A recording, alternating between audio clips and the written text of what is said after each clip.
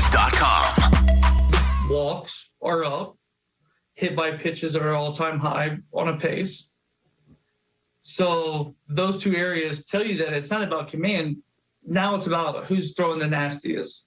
Is it coincidence that Gerrit Cole's spin rate numbers went down yesterday after 4 minor leagues get suspended for 10 games? Is it, is that possible? I don't know. Oh, yes. Honestly, this is exactly... Well, I hoped for two things when the Twins signed Josh Donaldson. I hope that they would win more games. I hope that they would win a World Series or just a playoff game. That would be nice. If that's not possible, I just wanted conflict.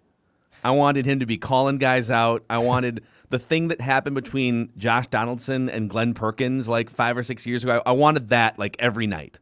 And damn it, we're going to get it tonight. And I don't know what's going to happen, but Gerrit Cole and Josh Donaldson are going to show down tonight at Target Field, and I am here for it, boys. Got my popcorn, excited for this? Oh, hell, I wrote about it, scorenorth.com. I wrote an entire column saying what's the response. Because, this is – so this actually dates back to late March when baseball informed teams that they were going to begin to monitor baseballs but not crack down initially. And I feel like the Joe West taking the hat from the Cardinals reliever coming into the game against the White Sox has sort of expedited this storyline up to last week when we get the SI just detailed breakdown of people off the record talking about. And to be clear, we're not talking about pine tar, rosin, or sunscreen. We're talking about concoctions. Spider tack. Yes, made especially for this. We are talking about things like stickum, right? Things that so this is not this has crossed the threshold, or this has crossed the line of I use pine tar to keep control so I don't accidentally hit a guy in the head. That used to be the old thing, and that was fine. Yeah. This is now, I am going to make the baseball do things that I'm going to look like Houdini on the mound. And so that's why this has become a big deal, because it's not, I'm trying to, on a hot summer's night, lose control of the baseball. It is, I'm going to do things with the baseball that have never been done before. Yeah, it was a little suspicious when Gerrit Cole, Spider-Man, threw a pitch last week that he just stopped in midair and then pulled back to his body, and then it's all right, we might need to look into this spider tack thing. Mm-hmm. Let's play this clip. So this is from yesterday. A Yankees beat writer, and this is what I love about the New York reporters. They don't really give a rip about what the players think, what Yankees PR thinks. They're going to ask pointed, specific, in some cases antagonizing questions to get answers for the fans, right? Or to get a better story or whatever it may be. So, Dex, you tell me how much. It's a minute-long clip, but the first 20 seconds are the most amazing here. That's exactly what we have here. Okay, so 20 seconds of this clip. So Gerrit Cole, who signed a $300 million contract, was a top prospect that kind of flamed out with the Pittsburgh Pirates. Not flamed out, but he was kind of a number 2, number 3. Then he goes to the Astros. And, the Astros are just a pitching factory. All of a sudden he becomes the greatest strikeout pitcher in baseball history, basically. And then he goes to the Yankees, $300 million contract. There seems to be a weird jump in your spin rates and your numbers. And this beat writer used the specific substance, spider tack, in his question. Have you ever used spider tack before as a pitcher? And have you ever used spider tack while pitching? I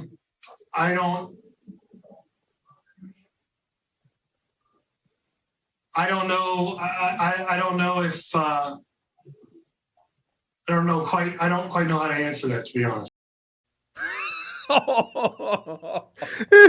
It's the worst possible answer. Save me from that clip. Now, he did go on for the next 40 seconds. He sort of recovered a little bit and said, listen, there's been guys from previous generations that have passed down certain things, and if baseball wants to crack down on the things that have been normally used behind the scenes, he kind of brought it back to, listen, if baseball wants to regulate some of this stuff, that's great. Yeah. But my biggest question for you guys is, have you ever been in a situation in your life where, I'm thinking Declan back in high school, sneaking booze out of the liquor 100%. cabinet, right? Yeah. Declan, I thought that whiskey bottle was full last time we checked it. And you know that you're going to get asked a question, and you better have an answer to it, right? That was Gerrit Cole yesterday. Like, how do you not have some? Like, how have you not thought about being asked that question at some point over the last month, and have just an immediate, like, even if you're lying, like, how do you not have an answer to that question? Is my question. Because I think what he's afraid of, I think he's a pretty smart guy. I think what he's afraid of is the A-Rod, Palmero. No, I never used spider tack. I didn't use it. And then, of course, he did, and it comes back, and that's a media core that will then eat you up. Like Right. they won't let that go. So I think he doesn't know how to answer it because he knows he's guilty. And he clearly, at this point in time, when baseball is actively trying to look for guys to suspend for 10 games, pitchers, he doesn't want to say, you know what, I have dabbled in spider tack. But he also knows that if he flat out goes A-Rod, is like, I have never used spider tack, that it's going to come back and bite him in the ass because it's going to come out that he did. So I think that's where he's lost. He also has a role on, I think, the executive council of the Players Association Committee. And the most hilarious thing is at some point during this Zoom call yesterday, Gerrit Cole talks about, well, if they want to crack down, this is something we all have to do together and there will be conversations. Gerrit, there will be no conversations. Let me tell you how this is going to go. You cheat, you get suspended. Like he made it sound like we'll talk about this in the winter time. No, you're not going to talk about it in the winter, Gerrit. You're about to get suspended if you use spider tack again. So, yeah, we just listen, everyone. We just all need to come together. Yeah, that's what he was doing. Like, dude, you signed a $300 million contract because your spin rate jumped because of an illegal substance. And that my first thought was, oh my God, like you have to have a better answer than for 20 seconds. That's why he didn't. I don't think he knows what to do. Another quick side note. I was this last weekend, my wife and I binged season 2 of Dirty John on Netflix. I don't know if you guys have seen. I've heard of it. Season 1 or season 2. Didn't see it.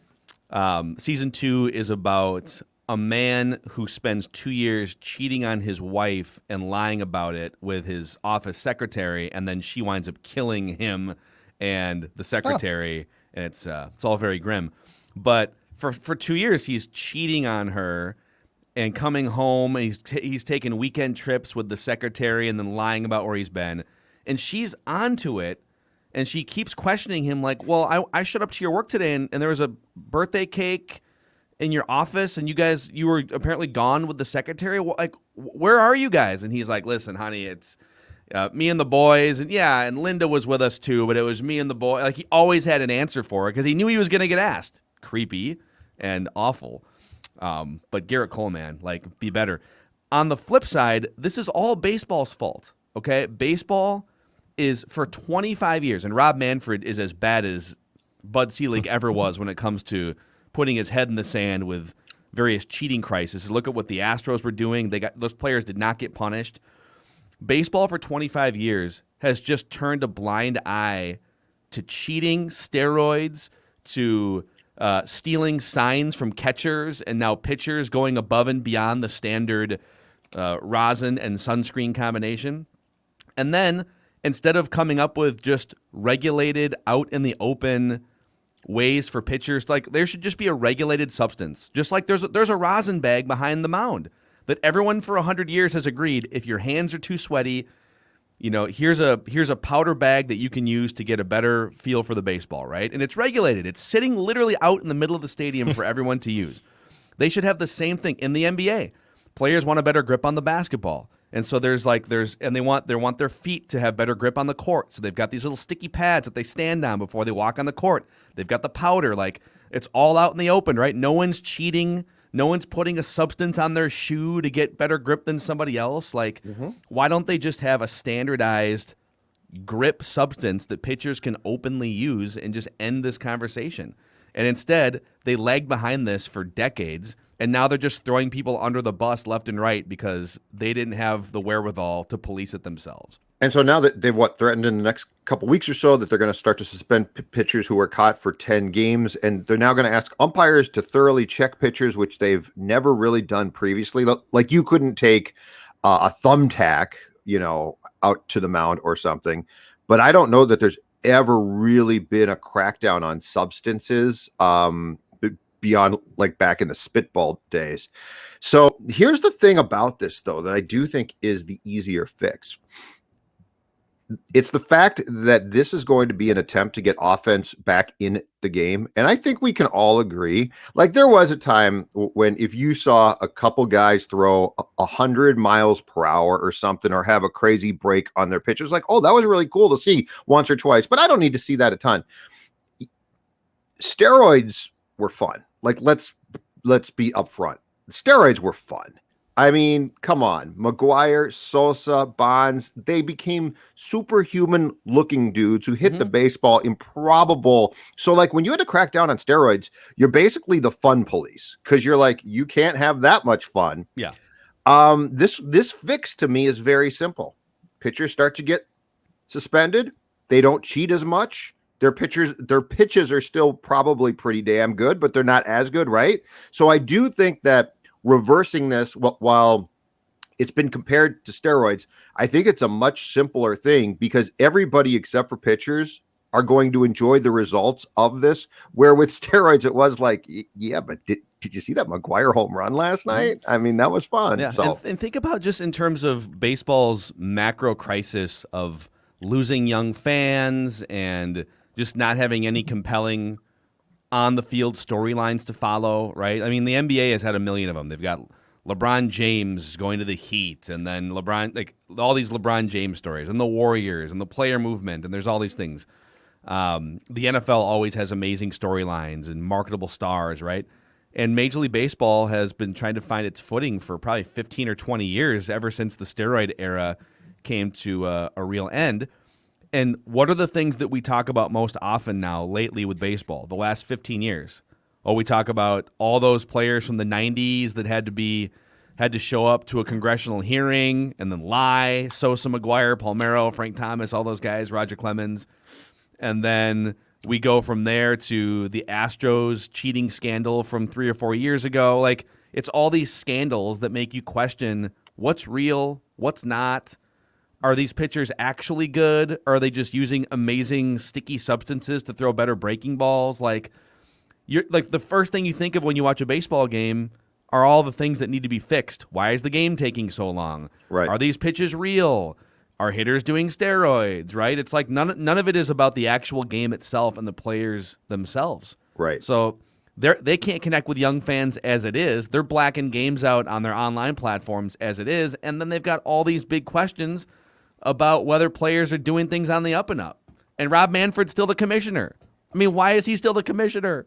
He is, for as bad as Bud Selig was for periods, Rob Manfred is exponentially worse than Bud Selig was. Yeah, because, well, Bud oversaw the steroid era for sure, and he knew it was going on for sure, right? Like, there's no way that Bud was like, oh, those guys got bigger. I didn't know that. But I will say this. I think deep down, Bud Selig cared about the game. I really do. Odd guy, for sure.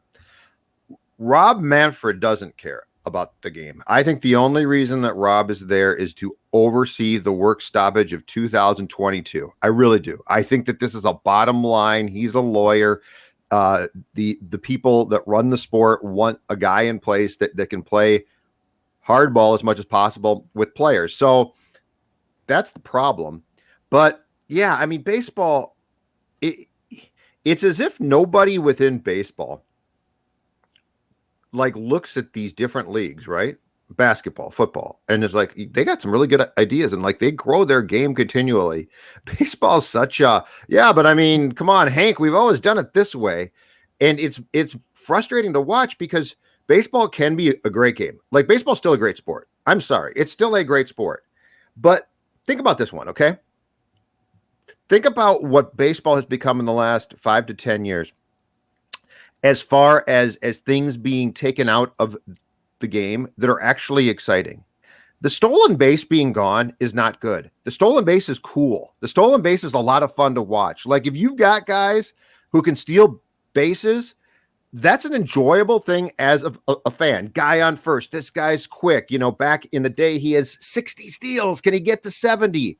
And now it's like, yeah, but that's not a productive way to get a base. So it's also this weird, it's this weird old guard and new guard in baseball, and I'm not sure either guard completely gets it, because it's the new guard that sort of cracked down on that. Doesn't make a lot of sense to do, but as a fan, it's exciting to me. Like the stolen base being gone doesn't really make sense, right?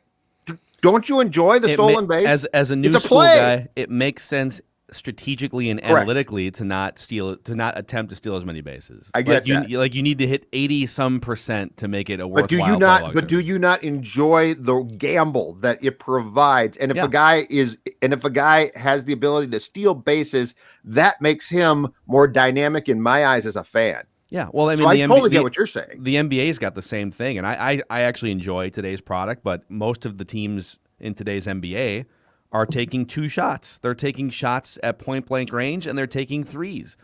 And only the rare, like there's still some guys, Chris Paul, Kyrie Irving, Kevin Durant, that are good enough shooters from mid range where they're gonna take those shots still. But the game is not as layered. The game is not as layered in baseball as it was a long time ago. I'm glad that Theo Epstein has been hired on as an internal consultant to try and untangle a lot of this mess. As far as tonight is concerned, and the Twins and the Yankees, I just want to see Josh Donaldson hit a ball 450 feet off Gerrit Cole and do the D-Generation X crotch chop around the bases.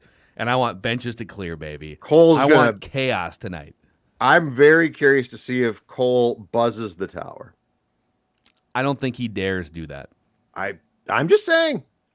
You might be right, but I mean, he could claim, oh, sorry, that one got away. Wish I had a little bit of a substance. I'm just saying. Buzzes the tower. If something doesn't happen tonight, I'm going to be the most disappointed person in the stadium. Well, I want something to happen tonight. If Donaldson even gets a single off Gerrit Cole, he will chirp or stare him down. He can't help himself, and I'm here for it, right? I don't know if Gerrit Cole strikes out Donaldson. I don't know if he will then stare back but something will happen. I don't know how Gerrit Cole is wired, but if he has a temper at all, like this is the worst thing, because he was called out in particular. And Donaldson is a very smart dude. Like he's a calculating dude.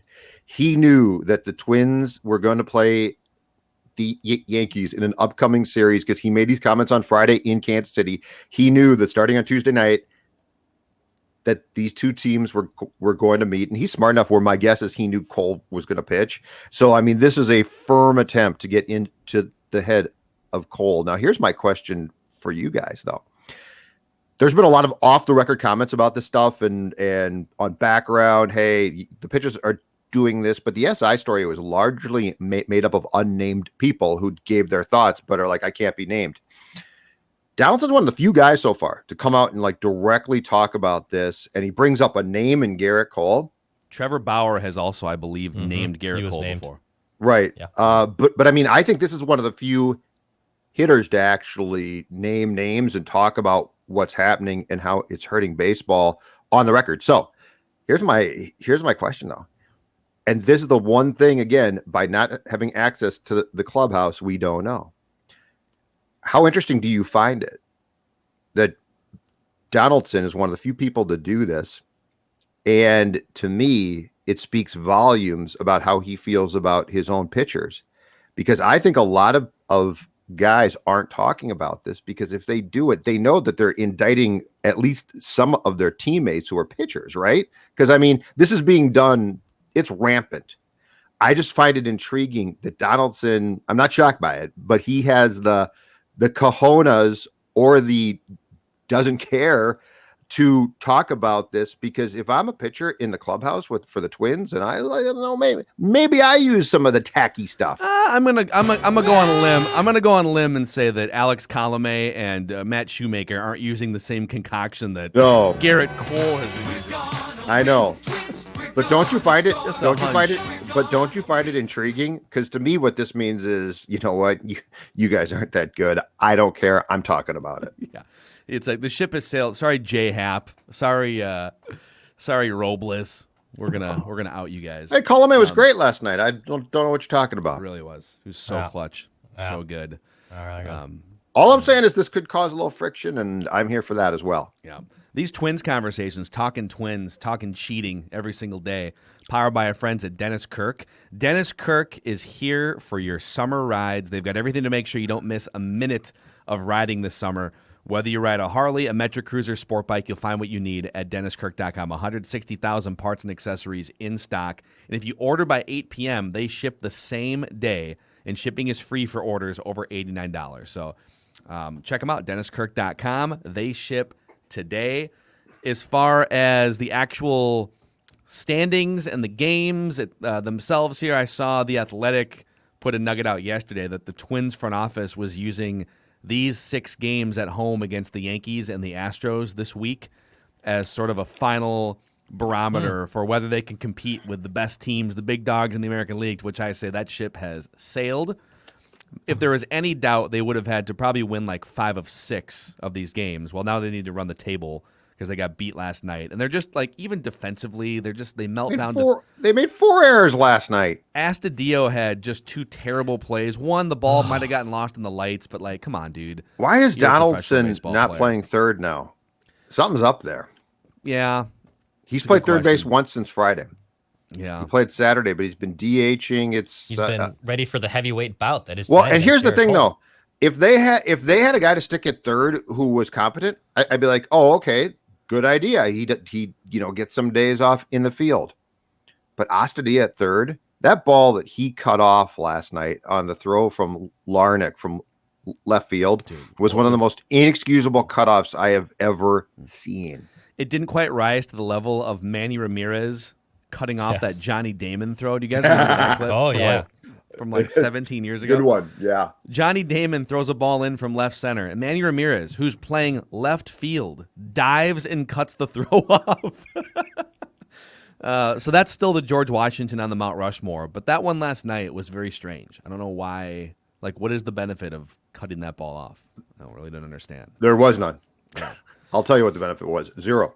But in terms of trade discussions, and I saw Declan put it out on the Score North Twitter account too. Just if you had to trade and keep one of these two, Barrios and Buxton, which one would you trade? Which one would you keep? And I think most people are saying, well, why would you trade either one of them?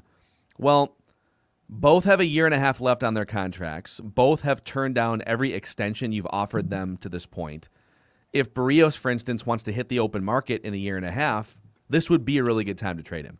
So that's a good segue to our friend Judd Zulgad, who has put together all of the different trade rumors and discussions surrounding some of the key players on these teams in the Twin Cities. Reckless speculation. Barrios, Buxton, Fiala, back to Buxton, over to Fiala.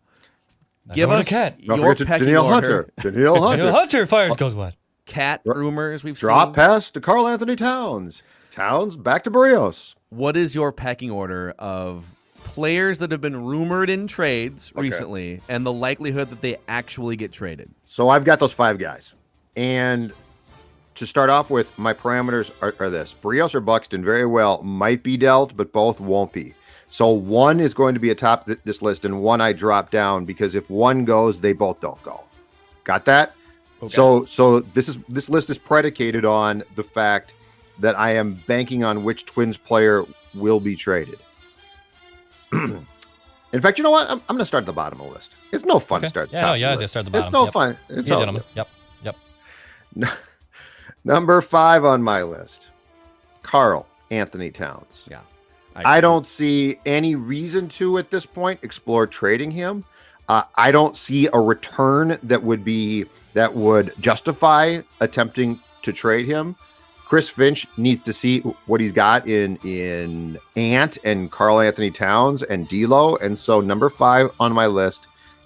And this could change, but for now, I think Towns for sure is staying put. I agree. We're a year away from, because he has 3 years left in his contract, I believe. So you could go another year, sort of feel out this nucleus. If you miss the playoffs again or miss the play-in again, then you can make a decision next offseason. And by the way, by next year at this time, we better damn well have a real good, clear view of what Ant, Cat, and D'Lo can do. Like, I'm done with the old, well, they're growing together, right? Like, that's fair right now. But a year from now, we should be able to have Gerson Rosas and Chris Finch make definitive decisions. All right. Number 4 on this list, which is going to give away a little bit of the direction I'm going here, Byron Buxton.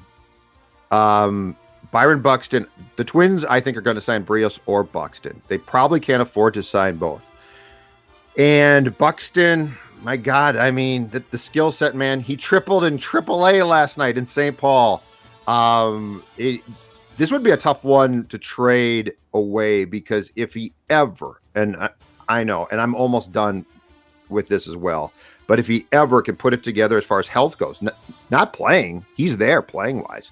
If he can ever put it together as far as health goes, I mean, this is one of the most special players in baseball with a wide ranging skill set that very few have. So 4 on my list is Byron Buxton. Yeah. One note about that too. I said this on yesterday's show. Yes, it's a gamble health-wise with Buxton. It's a gamble health-wise with Barrios too, even though he hasn't had major injury issues. He's a pitcher who's been throwing nasty stuff for his whole career without really any injury. So that means he's probably due for an injury. So let's just keep that in mind. Just keep that in mind. Perhaps a little tack? Perhaps a little sticky tack? I don't know how to answer that one. Jose Barrios, have you I'm not used? quite sure how to answer that. All right. Number 3 on my list, much to the dismay of the executive producer of this show. He'll accept it, but he won't like it. That's my life. Kevin Fiala. Bill Guerin at the season-ending press conference for the Wild talked about Kaprizov and Fiala and that group of guys being long-term players here. Nonetheless, if you are seriously going to pursue what you consider to be a number 1 center during the course of this summer, it's going to cost you a lot. And Kaprizov is staying put. I've seen Kaprizov's name. Like, would you trade him? Are you crazy? Who the hell would do that? You just got him. And I've seen that too. Where's that coming from? I think it's coming from fans who are like, I think fans assume Kaprizov would be the main trade guy for a center, like we assume Fiala would be. But I mean, you wouldn't give up Kaprizov. You just wouldn't. He's the only reason why your team is relevant right now. What I was looking for. All due respect to Trip. Kevin Fiala. I meant chip. Trade chip. Yes. Right. And Fiala is like, to me, he's at the top of the food chain of guys that you probably would consider trading in a deal that got you back what you were trying to get. I mean, Kirill Kaprizov is a franchise player. So anyway, Fiala's 3rd. 2nd for now, and this is subject to change, but right now, knowing what we do know, Daniil Hunter. If the if Daniil Hunter is after the Joey Bosa contract, and he's flat out saying, I'm not playing unless I either get more or at least the same as a contract that is comparable to a lot of quarterbacks contracts in this league, I don't know that the Vikings can afford that. And I don't know that they are going to go down that path with the guy coming off surgery for a herniated disc. So for right now, I'm going to put Daniil Hunter 2nd on this list. Interesting. I don't know that I'd put him more likely than Kevin Fiala, but I mean, the way you laid it out there, if he's got some negativity in his ear and he wants that Joey Bosa contract, then yeah, maybe they next feel week like we they have find no out. choice. Next week we'll find out more. Number 1, obvious, Jose Barrios. Barrios wants to break the bank. The Twins clearly have tried to get him signed to team-friendly deals here for a couple of years, and at every turn, I think he has said no. And this comes down to one thing. I like him a lot, and I think he's a good pitcher who is better than what you have across the board. Is he one of those 5 to 8 guys who are just phenomenal true aces? The answer to that is no. Does he want to be paid like that? That's the question. And so I go Barrios 1, Hunter 2, Fiala 3, Buxton 4, Cat 5. There it is. Judd's pecking order of now in terms of guys who have a 50% chance or greater of being traded in the next few months. I think Barrios and Fiala I don't think any of the other three are above 50%. I think it's a coin flip chance that both those guys get traded in the next couple months. I think on Hunter, we need to find out what the animosity is going to be pretty quickly. Like, because I can't tell if this were a 1 to 10, is this a lot of smoke? Is there fire? With him, I can't tell yet. I'd put it like a 4 or 5, but by the end of next week, it could be an 8. Like if the Vikings come out and they will probably do what? A Schefter or somebody like that. And at least on background, make it very clear. If they come out and are like, you know what, we're not doing this. He wants the Bosa contract and we're saying no. That changes this game completely. And then he becomes like an 8. What day does the mini camp start next week? It's Tuesday, Wednesday, Thursday. Okay. So we'll know Tuesday if he is shown up. But if they're starting to leak stuff out now, my guess is they'll go full assault here. If he is basically dug in, they'll go full assault as far as starting to leak stuff out themselves. Well, they already sort of. I know, but I'm saying you could go to Schefter and make it very clear we're not paying him that. And my guess is that would be out by like Thursday. Oh, here for it. Oh, it's a good thing we have a daily Viking show too called Purple Daily that you can find anywhere you listen to podcasts. The Score North app, which is brand new. It's all refreshed. You can find all of Judd's written work and all of our videos and podcasts all across the Score North network. So check that out. Federated is also on board with us here. We thank them for being a partner of Mackey and Judd and Purple Daily for a number of years. And they've been standing by business owners as well for over 100 years, based in Owatonna. So check out all the resources that they can provide your business. You can also find out, too, if your business fits in with the businesses that they serve. There's a full list on federatedinsurance.com and all kinds of other tools and resources and information. At Federated, it's our business to protect yours. I have a feeling a lot of the things we just talked about there in the first chunk of Mackey and Judd might come back around and write that down. So let's take a deep breath. You think? And we will get to the most crunched and tight, dramatic batting Tyler race that I'm just saying to this point. True. Okay, I thought there was that we've had, and maybe it'll get even more dramatic and more tight. We'll see. Write that down. Coming up next.